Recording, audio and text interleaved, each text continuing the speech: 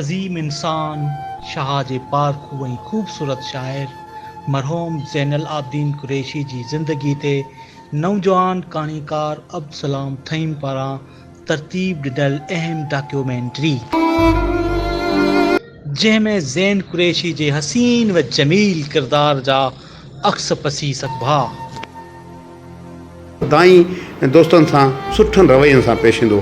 ऐं सम्झां थो त अहिड़ी सुञाणप या अहिड़ो जेको आहे सो प्रोफाइल के मुश्किल कंहिं दोस्त जो हुजे।